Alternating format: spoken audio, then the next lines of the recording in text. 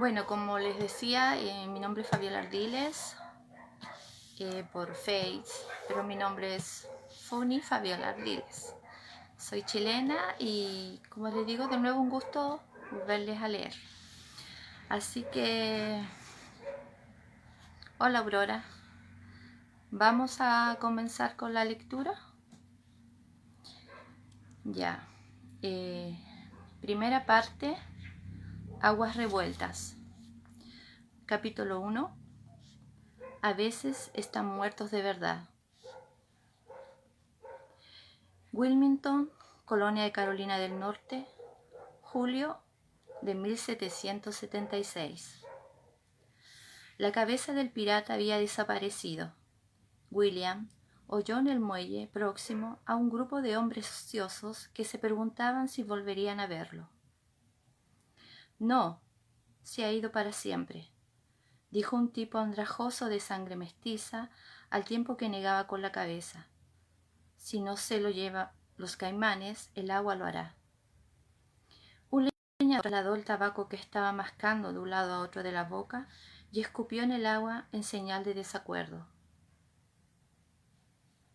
No, durará un día más, tal vez dos.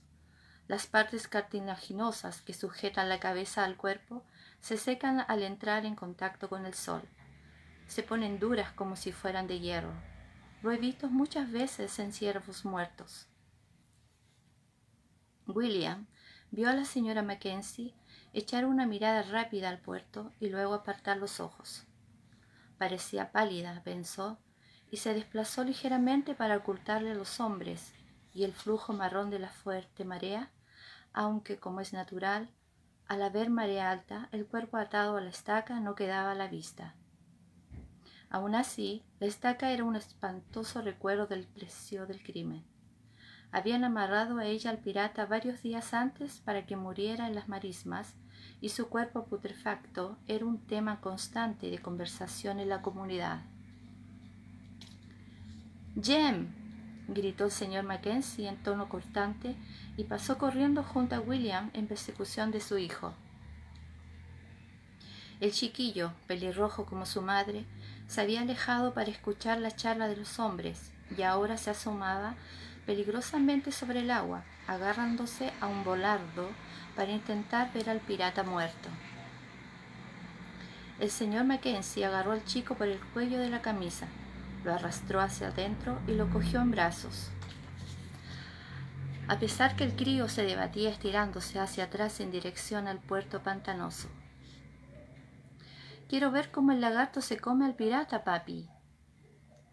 Los hombres se echaron a reír. Incluso Mackenzie esbozó una ligera sonrisa, aunque ésta desapareció cuando miró a su esposa. Al instante estaba junto a ella, sujetándola por el codo con una mano.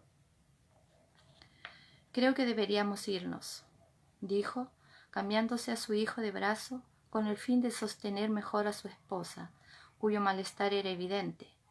«Estoy seguro de que el teniente Ramson, quiero decir, Lord Ellesmere», se corrigió dirigiéndole a William una sonrisa de disculpa. «Debe tener otros compromisos». Era cierto. William había quedado con su padre para cenar.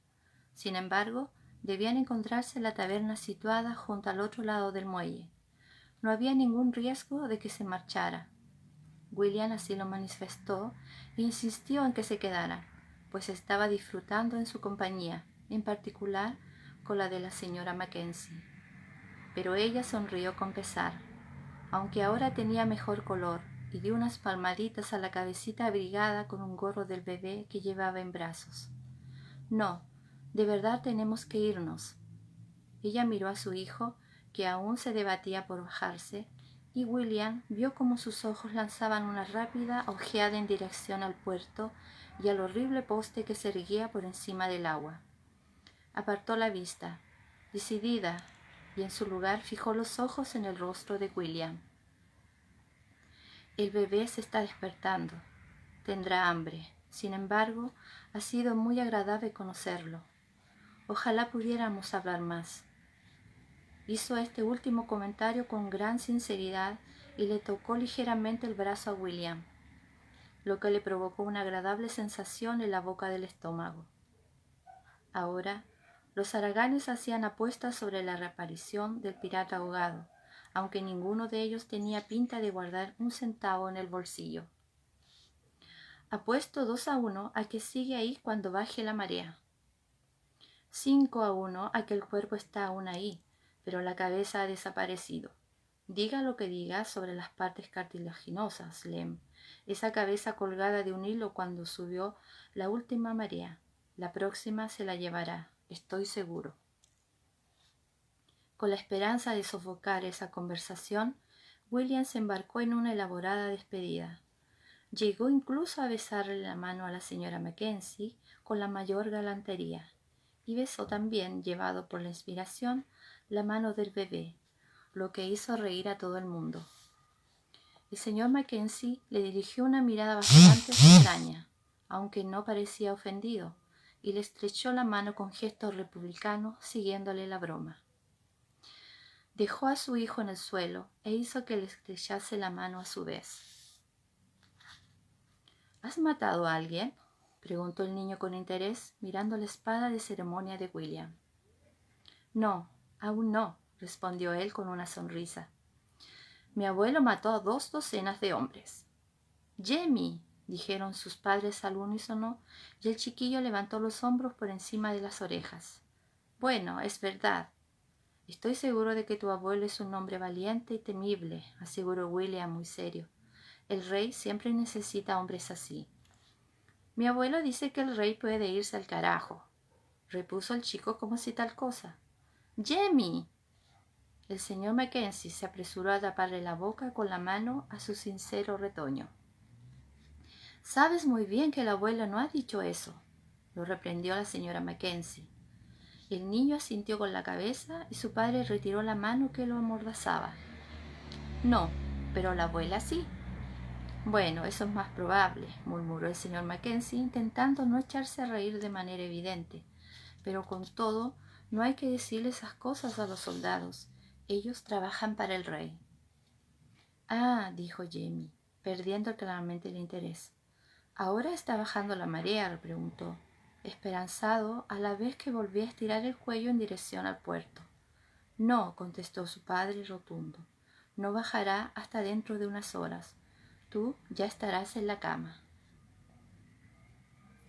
La señora Mackenzie sonrió a William a modo de disculpa, con las mejillas encantadoramente arreboladas, y la familia se marchó con cierta prisa, dejándolo en pleno debate entre la risa y la consternación. «¡Hey, Ramson!». Se volvió al oír su nombre y descubrió a Harry Dawson y a Colin Osborne, 2 subtenientes de su regimiento, que evidentemente habían escapado a sus deberes y ardían en deseos de ir a indagar en los pocos antros de perdición de Wilmington. ¿Quiénes son? Dawson miró al grupo que se alejaba interesado. El señor y la señora Mackenzie, amigos de mi padre. Ah, casada, ¿no? Dawson hundió los carrillos sin dejar de mirar a la mujer. Bueno, eso complica un poco más las cosas, supongo. ¿Pero qué sería la vida sin un reto? ¿Un reto? William le lanzó a su diminuto amigo una mirada agria. Su marido es 3 veces más grande que tú, por si no te has dado cuenta. Osborne profirió una carcajada y se puso colorado. Ella es 2 veces él. Te aplastará, Dobby. ¿Y qué te hace pensar que quiero estar debajo?, repuso Dawson con dignidad. Osborne soltó una risotada. ¿Por qué tienes esa obsesión con las mujeres grandes?, le preguntó a William. Miró a la pequeña familia que ahora casi se había perdido de vista al final de la calle. Esa mujer es casi tan alta como yo. Eso, restriégaselo por las narices. Osborne, que superaba el 1,5 metros de Dawson, pero que seguía siendo una cabeza más bajo que William, fingió que le propinaban un puntapié en la rodilla. William lo esquivó y le soltó un bofetón a Osborne, quien lo evitó y lo empujó contra Dawson. «¡Caballeros!». El amenazador acento Cunniff del sargento Cutter les hizo recuperar la compostura al instante. Tal vez el rango de los 3 jóvenes fuera superior al de sargento, pero ninguno de ellos iba a tener la desfachatez de hacérselo notar.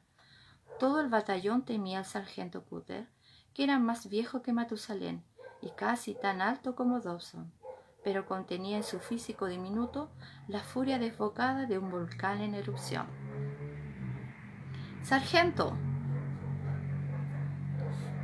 El teniente William Ramson, conde de Ellesmere y el mayor del grupo, se puso firme con la barbilla hundida en el pecho. Osborne y Dobson siguieron apresuradamente su ejemplo temblando dentro de sus botas. Cutter comenzó a andar arriba y abajo por delante de ellos, tal como lo haría un leopardo al acecho. No era difícil imaginarlo dando latigazos con la cola y empezando a lamer los pedazos, pensó William. Esperar a que te asestara el mordisco era casi peor que recibirlo en el culo. ¿Puede saberse dónde están sus tropas, señores?, gruñó Cutter. Osborne y Dobson comenzaron a farfullar explicaciones al unísono, pero por una vez los ángeles estaban de parte del teniente Ramson. Mis hombres están haciendo guardia en el palacio del gobernador, bajo el mando del teniente Colson.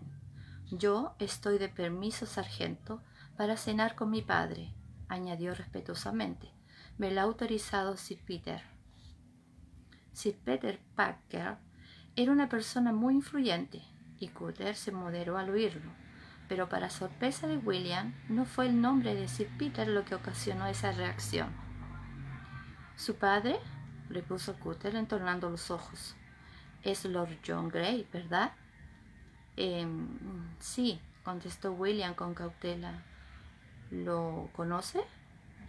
Antes de que Cutter permitiera responder, se abrió la puerta de una taberna próxima y salió el padre de William. Este sonrió encantado ante la tan oportuna aparición, pero pronto se esfumó su sonrisa cuando la penetrante mirada del sargento se posó en él. Deje de sonreírme como un mico peludo, comenzó el sargento en tono peligroso, pero Lord John lo interrumpió, palmoteándole el hombro con familiaridad, algo que ninguno de los 3 jóvenes tenientes habrían hecho ni siquiera a cambio de una considerable suma de dinero. «Cutter», exclamó Lord John con una cálida sonrisa. «He oído esa voz tan dulce y me he dicho, ¿qué me aspen si no es el sargento Aloysius Cutter? No puede haber ningún otro hombre vivo en el mundo cuya voz recuerde tanto a un bulldog que se ha tragado un gato y ha vivido para contarlo». «¿Aloysius?», le dijo Dawson en voz baja a William, pero éste se limitó a mascullar un breve gruñido y capaz de encogerse de hombros, pues su padre había vuelto ahora su atención hacia él. «William», afirmó con un gesto cordial, «qué puntual eres. Te pido disculpas por llegar tan tarde. Me han retenido». Antes de que William pudiera responder o presentarle a los demás, Lord John se había embarcado ya en la evocación de lejanos recuerdos con el sargento Cutter, reviviendo los buenos viejos tiempos transcurridos en las llanuras de Abraham con el general Wolfe. Esto permitió a los 3 jóvenes oficiales relajarse un poco, lo que en el caso de Dobson supuso regresar al curso anterior de sus pensamientos. «¿Dijiste que esa preciosidad de pelo rojo era amiga de tu padre?», le susurró a William. «A ver si le preguntas dónde vive, ¿eh?» «Idiota», susurró Osborne. «Si ni siquiera es finita, tiene la nariz tan larga como Willy». «Mi vista no alcanza tan arriba como para verle la cara», repuso Dawson, sonriendo con afectación, «pero tenía sus tetas al nivel de los ojos. Y esos imbécil». «Shh». Osborne le propinó a Dawson un pisotón para que callara mientras Lord John se volvía hacia los jóvenes. «¿No me presentas a tus amigos, William?», preguntó cortés. Ruborizado, teniendo motivos para saber que su padre poseía un oído muy fino a pesar de sus experiencias con la artillería, William procedió a hacer las presentaciones y tanto Osborne como Dobson lo saludaron con una reverencia y de aire de admiración. No se habían percatado de quién era su padre, y William se sentía a la vez orgulloso de que estuvieran impresionados y ligeramente consternado por el hecho de que hubieran descubierto la identidad de Lord John. Al día siguiente, antes de cenar, lo sabría todo el batallón. No es que Sir Peter no lo supiera, por supuesto, pero recobró la serenidad al reparar en que su padre se estaba despidiendo ya de ellos dos, y le devolvió al sargento un saludo apresurado, aun cuando correcto, antes de correr tras de su padre, dejando que Dobby y Osborne se enfrentaran a su destino. «Te he visto hablando con los Mackenzie», observó Lord John en tono despreocupado. «¿Están bien?» Miró hacia el muelle, pero la familia se había perdido de vista hacía rato. «Eso parecía», respondió Willy.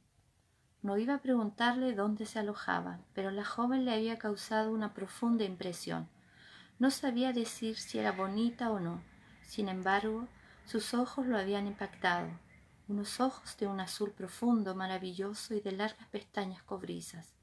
Lo miraban con una halagadora intensidad que había hecho que le vibrara el corazón. Por supuesto, era grotescamente alta, pero ¿qué estaba pensando? Estaba casada, tenía hijos y para colmo era pelirroja. ¿Hace mucho que los conoces?», inquirió pensando en los perversos sentimientos políticos que por lo visto reinaban en la familia. «Bastante. Ella es hija de uno de mis más viejos amigos, el señor James Fraser. ¿Te acuerdas de él por casualidad?». William frunció el ceño sin conseguir ubicar el nombre. Su padre tenía cientos de amigos. ¿Cómo iba él a...? «Ah», repuso, «no te refieres a un amigo inglés. ¿No era un tal señor Fraser aquel que visitamos en las montañas cuando caíste enfermo de sarampión?» El estómago le dio un pequeño vuelco al recordar el profundo terror que había sentido en aquella ocasión.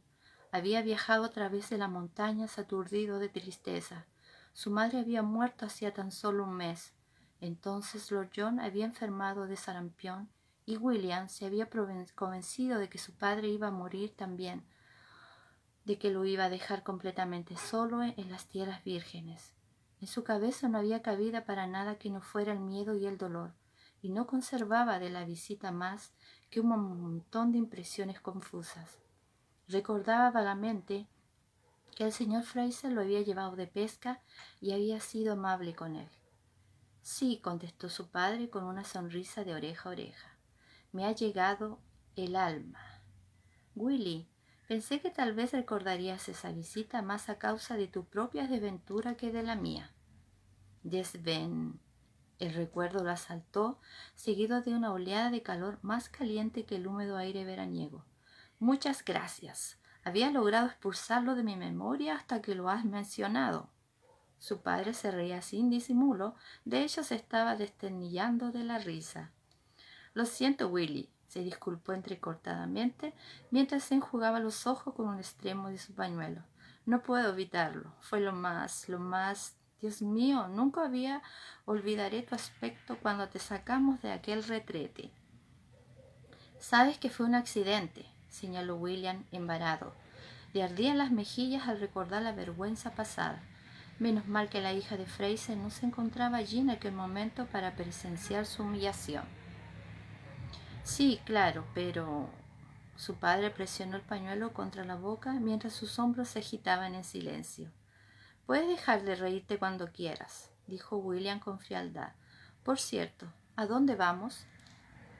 Habían llegado al final del muelle y su padre se encaminaba resoplando aún como una horca hacia una de las tranquilas calles flanqueadas de árboles, lejos de las tabernas y las posadas próximas al puerto. «Vamos a cenar con el capitán Richardson», respondió su padre, controlándose con evidente esfuerzo. Tosió, se sonó la nariz y se guardó el pañuelo en el bolsillo. «En casa de un tal señor Bell». La casa del señor Bell era blanca, bonita y próspera, sin ser por ello ostentosa. El capitán Richardson daba más o menos la misma impresión, de mediana edad, acicalado y bien vestido, sin un estilo particular. y con una cara que 2 minutos después de haberla visto, uno no podría distinguir entre 1000. Las dos señoras Bell eran mucho más impresionantes, en especial la más joven, Miriam, que tenía unos rizos color miel que se le escapaban de la cofia y unos ojos grandes y redondos que no se apartaron de William durante toda la cena. Estaba sentada demasiado lejos para que él pudiera conversar con ella directamente, pero suponía que el lenguaje ocular bastaba para indicarle que la fascinación era mutua y que si más tarde se presentaba una oportunidad para comunicarse de un modo más personal, ella respondió con una sonrisa y un coqueteo parpadeo, seguidos de una rápida mirada hacia una puerta abierta en el porche lateral para dejar entrar el aire. Él le devolvió la sonrisa. ¿No lo crees así, William?, inquirió su padre en un tono lo bastante alto como para indicarle que era la segunda vez que le preguntaba. Oh, sí, claro. ¿Creer qué?, preguntó, pues al fin y al cabo se trataba de papá y no de su comandante. Su padre le lanzó aquella mirada que indicaba que, de no haber estado en público, habría puesto los ojos en blanco, pero la respondió con paciencia. El señor Bell preguntaba si Sir Peter tenía intención de quedarse en Wilmington. A la cabecera de la mesa, el señor Bell se inclinó con gracia, aunque William observó que entornaba levemente los ojos mirando a Miriam. Tal vez sería mejor que regresara para verla al día siguiente, pensó, cuando el señor Bell estuviera en su lugar de trabajo.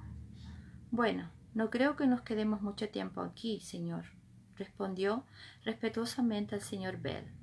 Según tengo entendido, el problema principal está en el interior, así que sin duda nos marcharemos para reprimirlo sin demora. El señor Bell parecía complacido, aunque con el rabillo del ojo William vio que Miriam componía un encantador mohín ante la idea de su inminente partida. Bien, bien, repuso alegremente. Seguro que cientos de lealistas acudirán en tropel a unirse a ustedes durante su marcha. Indudablemente, señor, murmuró William y tomó otra cucharada de sopa.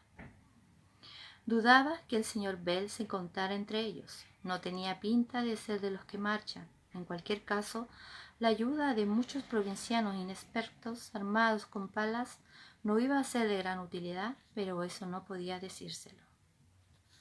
En un intento de ver a Miriam sin mirarla directamente, William interceptó el parpadeo de una mirada entre su padre y el capitán Richardson y por primera vez comenzó a hacerse preguntas. Su padre le había dicho con toda claridad que iban a cenar con el capitán Richardson. Eso indicaba que reunirse con él era el motivo de la velada. ¿Por qué? Entonces captó una mirada de la señorita Lillian Bell, que estaba sentada frente a él, al lado de su padre, y dejó de pensar en el capitán Richardson. Era morena, más alta y más delgada que su hermana, pero una chica en verdad muy guapa, observó ahora.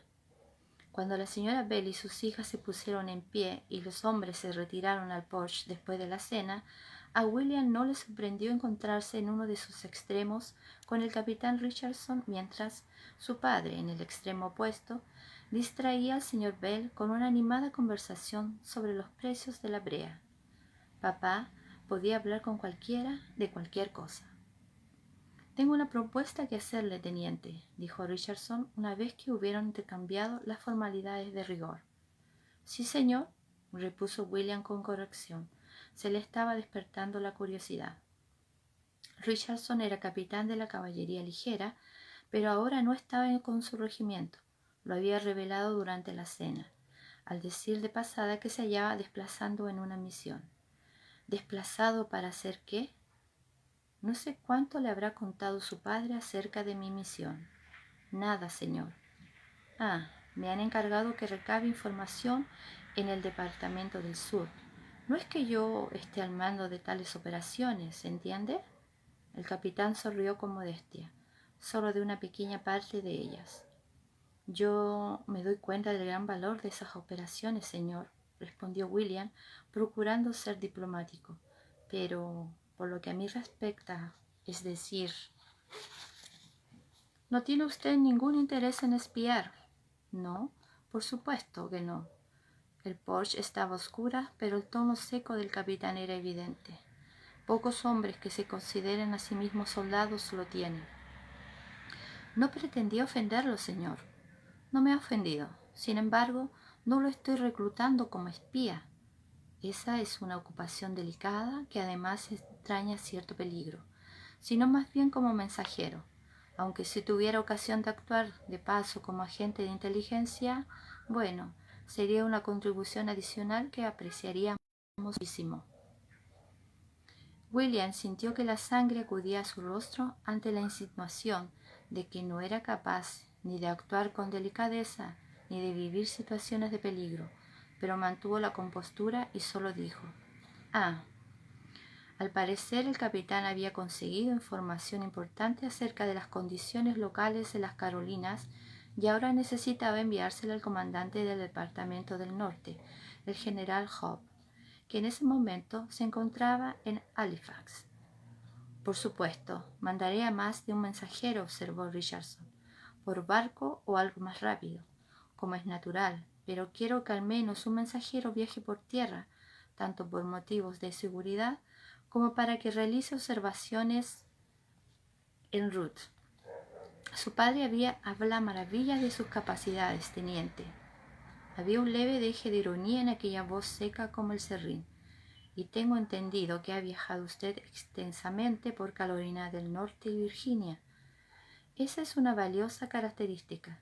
Comprenderá que no desee que mi mensajero desaparezca para siempre en el área pantanosa del Dismal Swamp».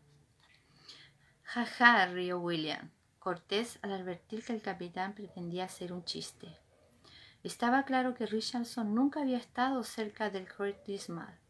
William sí, a pesar de que no creía que nadie en su sano juicio pasara por allí a propósito, salvo para ir de caza.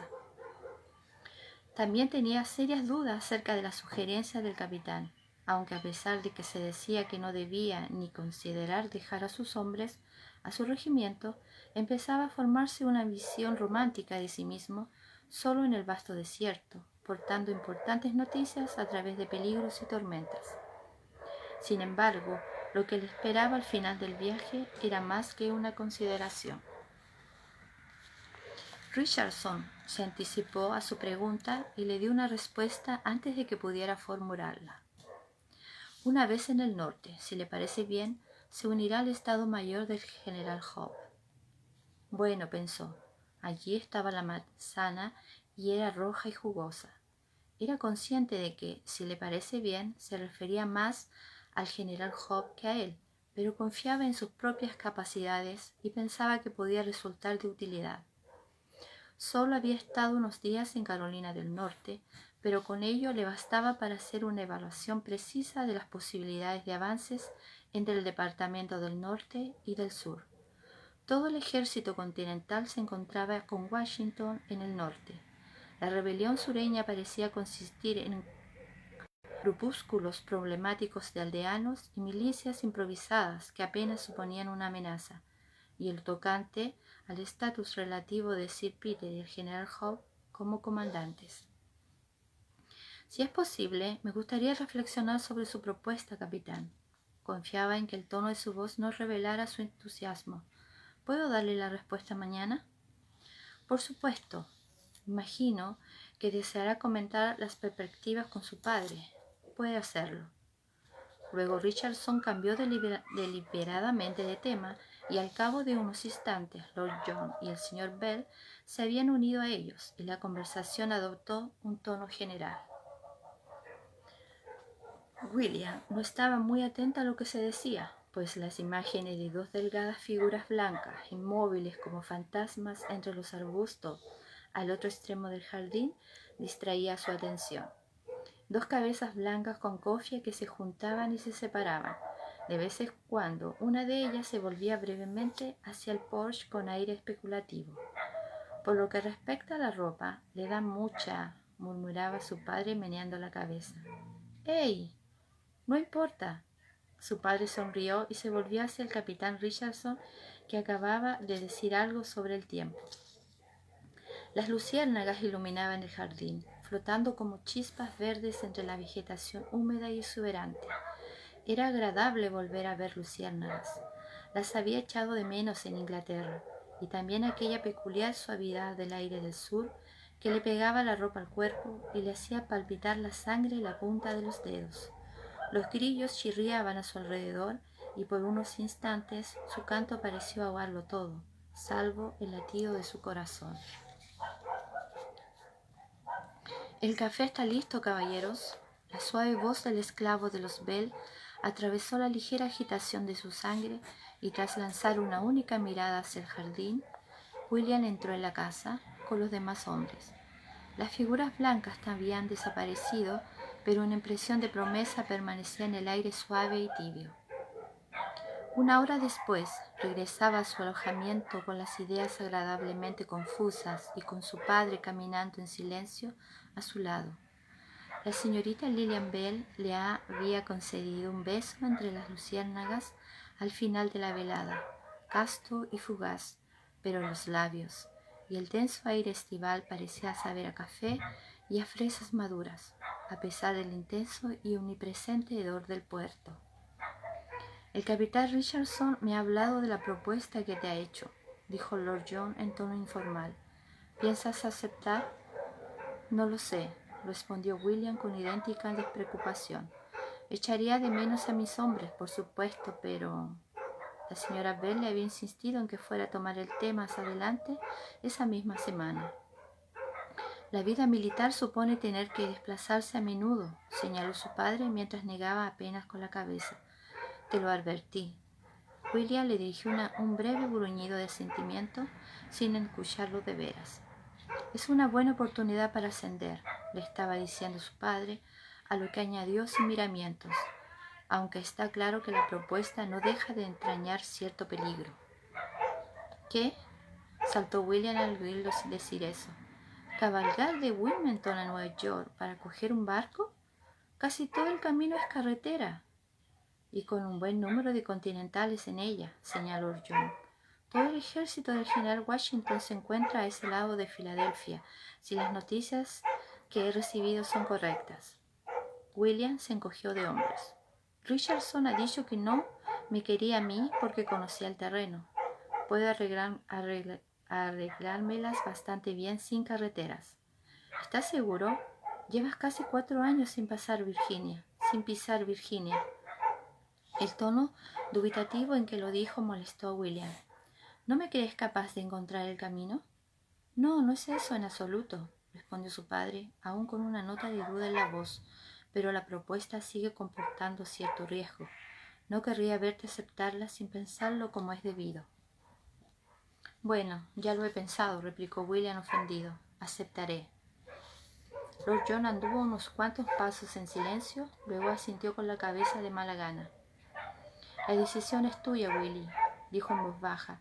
«Sin embargo, personalmente te agradecería que tuvieras cuidado». La irritación de William se desvaneció al instante. «Claro que tendré cuidado», repuso con brusquedad. Siguieron andando bajo el oscuro dosel de arces y nogales en silencio, tan cerca que sus hombros se rozaban de vez en cuando. En la posada, William le dio a Lord John las buenas noches, pero no regresó enseguida a su propia habitación. En su lugar, dio un paseo por el muelle, inquieto, sin ganas de dormir todavía. La marea había cambiado y estaba muy baja, observó. El olor a peces muertos y algas en estado de putrefacción era más intenso ahora, aunque una fina capa de agua cubría aún las marismas, silenciosas bajo la luz de un cuarto de luna. Tardó un momento en localizar la estaca. Por unos segundos pensó que había desaparecido, pero no.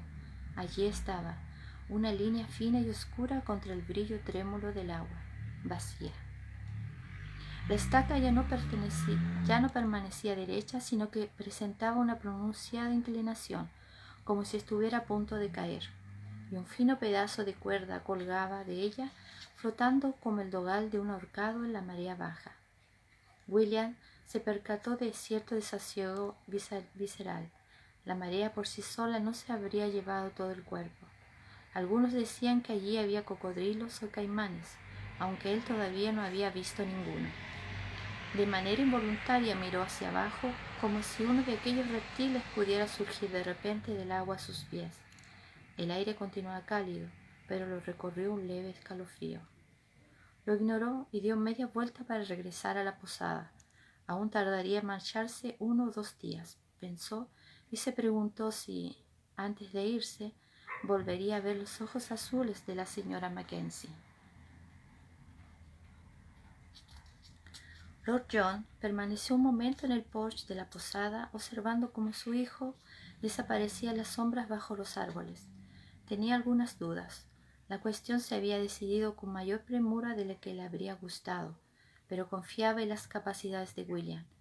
Y aunque el plan entrañaba sus riesgos, la vida de un soldado era así. Con todo, algunas situaciones eran más arriesgadas que otras. Al oír el rumor de la conversación del interior en el bodegón, titubeó, pero ya había tenido suficiente compañía por esa noche, y la idea de revolverse de un lado a otro con el bajo techo de su habitación encima, ahogándose en el calor acumulado durante todo el día, hizo que decidiera caminar hasta que el agotamiento corporal le garantizara el sueño. No era solo el calor, reflexionó mientras salía del porche, y echaba a andar en dirección contraria a la que Willy había tomado. Se conocía lo bastante bien a sí mismo como darse cuenta de que ni siquiera el éxito aparente de su plan le habría ahorrado permanecer despierto en la cama, preocupándose por él como un perro con un hueso, comprobando que no tuviera puntos débiles, buscando maneras de mejorarlo. Al fin y al cabo, William no iba a marcharse enseguida. Quedaba algo de tiempo para pensar, para hacer cambios si fuera necesario. El general Hope, por ejemplo, había sido la mejor elección. Tal vez Clinton, pero no. Henry Clinton era como una vieja quisquillosa que no movía un dedo sin recibir antes órdenes por triplicado. La saciedad de los hermanos Hope, uno general, el otro almirante, era célebre. Ambos tenían los modales, el aspecto y el olor de los cerdos en celo. Sin embargo, ninguno de los dos era estúpido. Sabía Dios que no eran tímidos, y Gray consideraba a Willy absolutamente capaz de sobrevivir a la grosería y a la falta de amabilidad. Por otro lado, quizás fuera más fácil para un joven subalterno lidiar con un comandante dado a escupir en el suelo. Richard Hope había escupido sobre el propio Gray en una ocasión, aunque podría decirse que había sido sin querer, pues el viento había cambiado sin previo aviso, que tener que hacer frente a las rarezas de otros militares que Gray conocía. Aún así, incluso los miembros más peculiares de la Hermandad de la Espada eran preferibles a los diplomáticos. Se preguntó en vano cuál podía ser el nombre colectivo correspondiente a un grupo de diplomáticos. Si los escritores formaban la Hermandad de la Pluma y un grupo de zorros se llamaba Jauría, una puñalada de diplomáticos, tal vez los hermanos del estilete. No, decidió, demasiado directo. Una opiata de diplomáticos era mejor, la hermandad de los aburridos, aunque a veces los que no eran aburridos podían ser peligrosos. Sir George Germain permanecía uno de los tipos menos corrientes, aburrido y peligroso. Anduvo un rato arriba y abajo por las calles de la ciudad con la esperanza de quedar agotado antes de regresar a su pequeña y mal ventilada habitación. El cielo estaba encapotado y plomizo, con relámpagos que se filtraban entre las nubes, y el ambiente estaba tan impregnado de humedad como una esponja de baño. En esos momentos debería encontrarse en Albany, no menos húmedo y lleno de bichos, pero algo más fresco y próximo a los preciosos bosques oscuros de las montañas de Adirondack. Con todo, no lamentaba su precipitado viaje a Wilmington. La cuestión de Willy estaba resuelta, eso era lo importante, y la hermana de Willy, Brianna, se detuvo en seco un segundo con los ojos cerrados, rememorando al instante trascendente y angustioso que había vivido aquella tarde al verlos juntos a los dos durante el que sería su único encuentro en toda su vida. Apenas se había podido respirar, con los ojos fijos en aquellas dos figuras altas, aquellos rostros bellos y enérgicos, tan parecidos y ambos tan similares al hombre que se hallaba en aquel momento a su lado, inmóvil, pero que, a diferencia de Gray, aspiraba grandes y frenéticas bocanadas de aire, como si temiera la posibilidad de no volver a respirar. Distraído, Gray se frotó el dedo anular de la mano izquierda. Todavía no se acostumbraba a hallarlo desnudo. Jamie Fraser y él habían hecho todo lo posible para proteger a sus seres queridos, y a pesar de su melancolía, pensar que estaban unidos en esa relación de responsabilidad lo reconfortaba. Se preguntó si volvería alguna vez Brianna Fraser, Mackenzie. Ella había dicho que no, y parecía tan triste por ello como él.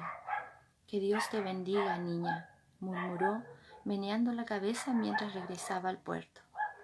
La echaría mucho de menos, pero, igual que en el caso de Willie, el alivio que sentía porque pronto se hallaría lejos de Wilmington y del peligro superaba su sensación personal de pérdida.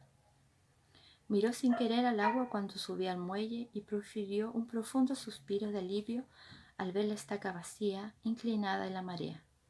No había comprendido los motivos por los que ella había hecho lo que había hecho, pero había tratado a su padre y, lo que es más, a su hermano, durante el tiempo suficiente como para no confundir la tenaz convicción que había visto en aquellos ojos azules de gata. Así que le había conseguido la barquita que ella le había pedido y se había quedado en el muelle con el corazón en un puño, dispuesto a inventar una distracción, si era necesario, mientras su marido la llevaba remando hacia el pirata amarrado. Había visto morir a muchos hombres, por lo general de mala gana, de vez en cuando con resignación. Nunca había visto a uno morir con tan apasionada expresión de gratitud en los ojos. Gray únicamente conocía a Roger Mackenzie de modo superficial, pero sospechaba que era un hombre extraordinario, pues no solo había sobrevivido al matrimonio con aquella fabulosa criatura, sino que incluso había tenido hijos con ella. Negó con la cabeza, dio media vuelta y regresó a la posada. Pensó que podía esperar sin peligro otras 2 semanas antes de contestar a la carta de Germain, que había hecho desaparecer con mano hábil de la bolsa del diplomático tras ver en ella el nombre de William. Para entonces podría decir que, por desgracia, cuando llegó la carta, Lord Ellesmere se encontraba en algún lugar en medio del desierto, entre Carolina del Norte y Nueva York, y que por tanto no le pudo informar de lo que lo habían vuelto a llamar a Inglaterra, aunque él, Gray, estaba seguro de que cuando se enterara de ello, varios meses más tarde, Ellesmere lamentaría muchísimo haber perdido la oportunidad de unirse a los hombres de Sir George. ¡Qué pena! Se puso a silbar Lilibulero y regresó andando a la posada de buen humor. Se detuvo en la taberna y pidió que le llevaran una botella de vino a la habitación, tras lo cual la camarera le informó de que el caballero ya se había subido una botella. «Y 2 copas», añadió, dirigiéndole una sonrisa, «así que no creo que vaya a bebérsela toda él solo». Gray sintió que algo parecido a un 100 pies le recorría la columna vertebral. «Perdone», dijo, «¿ha dicho que hay un caballero en mi habitación?» «Sí, señor», le aseguró ella. «Dijo que como era un viejo amigo suyo». «Veamos», mencionó su nombre. Su frente se arrugó por unos instantes, luego se relajó. «Beauchamp», dijo, «o algo por el estilo. Un hombre franchute», aclaró. «Y el caballero también era franchute. ¿Querrá algo de comer, señor?» «No, gracias», le dijo. Le hizo un gesto con la mano a modo de despedida y subió escaleras arriba pensando con rapidez. Se había dejado en su habitación algo que no debería. Un francés llamado Beauchamp. ¿Beauchamp? El nombre interrumpió en su cabeza como el destello de un relámpago. Se detuvo un instante en seco en medio de la escalera y luego reanudó el ascenso más despacio.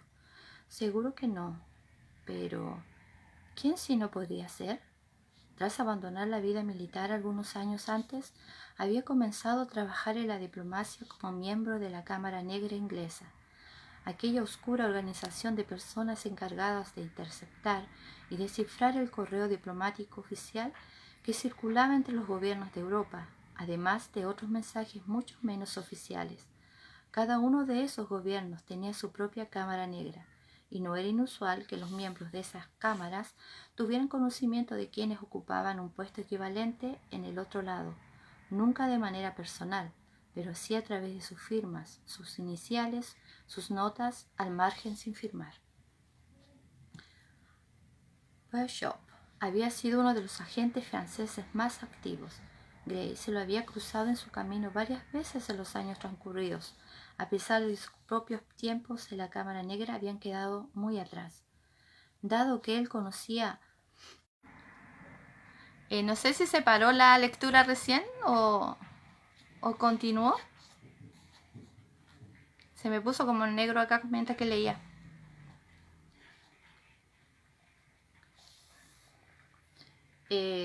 ¿Continuó bien o se detuvo la lectura, chicas?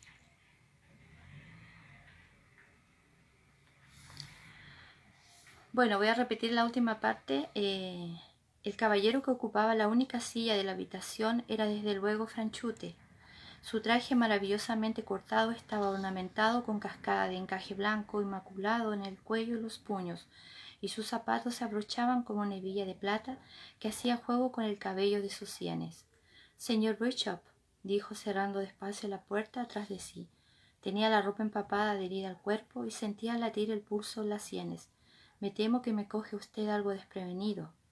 Perseverance Wainwright esbozó una sonrisa, aunque levísima. «Me alegro de verte, John», dijo. Gray se mordió la lengua para evitar decir cualquier disparate descripción que se ajustaba prácticamente a cuanto pudiera decir, pensó, a excepción de buenas noches. «Buenas noches», respondió. Alzó una ceja con gesto interrogativo. «Monsieur Beauchamp». «Ah, sí».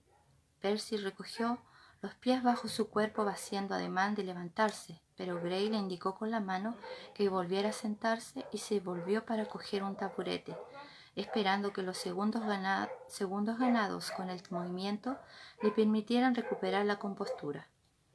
Al descubrir que no era así, dedicó otro instante a abrir la ventana y se quedó junto a ella para aspirar un par de bocanadas del aire denso, húmedo y malsano, antes de volverse y tomar asiento a su vez.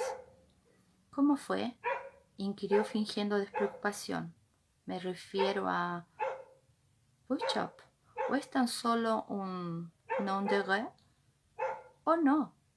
Percy sacó su pañuelo guarnecido de encaje y se enjugó delicadamente el sudor del nacimiento del pelo que estaba comenzando a retroceder. Observó Gray. «Me casé con una de las hermanas del barón Amondoin. El apellido de la familia es Bishop. Lo adopté. Ese parentesco me facilitó cierta entrada en círculos políticos, desde los cuales se encogió de hombros con finura e hizo un gesto lleno de gracia que abarcaba toda su carrera en la Cámara Negra y sin duda en otras esferas», pensó Gray con gravedad. «Mi enhorabuena por tu matrimonio», dijo Gray, sin molestar en ocultar la ironía de su tono. «¿Con quién duermes? ¿Con el barón o con su hermana?» Percy parecía divertido. «Con ambos, de cuando en cuando». «¿A la vez?» La sonrisa se ensanchó. Sus dientes se conservaban bien, observó Gray, aunque estaban un poco manchados por el vino. «A veces, aunque Cecile, mi esposa, prefiere en realidad las atenciones de su prima Luciane, y yo personalmente siento la predilección por las del ayudante de jardinero, un hombre encantador llamado Emile. Me recuerda a ti, cuando eras más joven, delgado, rubio y brutal». Consternado, Gray descubrió que tenía ganas de echarse a reír. «Parece extremadamente francés», dijo en cambio con sequedad. Estoy seguro de que es muy apropiado para ti. ¿Qué quieres?» «Se trata más bien de lo que quieres tú, creo». Percy todavía no había tocado el vino. Cogió la botella y sirvió cuidadosamente el líquido rojo que salpicó de oscuro las copas. O quizá debería decir lo que quiere Inglaterra. Le tendió una copa a Gray con una sonrisa. Pues uno a duras penas puede separar sus propios intereses de los de su país, ¿no es así? De hecho, confieso que siempre me ha parecido que tú eras Inglaterra, John. Gray quiso prohibirle que utilizara su nombre de pila, pero hacerlo solo habría enfatizado el recuerdo de su intimidad, que era por supuesto lo que Percy pretendía. Decidió ignorarlo y tomó un trago de vino que estaba bueno. Se preguntó si lo estaría pagando y, de ser así, ¿cómo? Lo que quiere Inglaterra, repitió escéptico. ¿Y qué te parece a ti que quiere Inglaterra? Percy tomó un sorbo de vino y lo retuvo en la boca, evidentemente saboreándolo antes de tragárselo. Eso no es ningún secreto, amigo mío, ¿verdad? Gray suspiró y lo miró de hito en hito. ¿Has visto esa declaración de independencia que el llamado Congreso Continental ha promulgado? Preguntó Percy. Se volvió y, tras rebuscar en una bolsa de cuero que había colgado del respaldo de la silla, sacó un fajo de papeles doblados que le entregó. De hecho, Gray no había visto el documento en cuestión, aunque claro está, había oído hablar de él. Lo habían publicado hacía solo 2 semanas en Filadelfia. Sin embargo, las copias se habían extendido por las colonias como manojos, como patojos arrastrados por el viento. Arqueando las cejas, lo desdobló y lo hojeó rápidamente. ¿El rey es un tirano?, preguntó medio riendo ante lo escandaloso de algunos de los sentimientos más extremos expresados en el documento. Volvió a doblar las hojas y las arrojó sobre la mesa. Y si soy Inglaterra, supongo que tú eres la personificación de Francia a efectos de esta conversación, ¿no es así? Represento ciertos intereses allí, contestó Percy con suavidad, y en Canadá. Eso hizo sonar algunas campanas de alarma.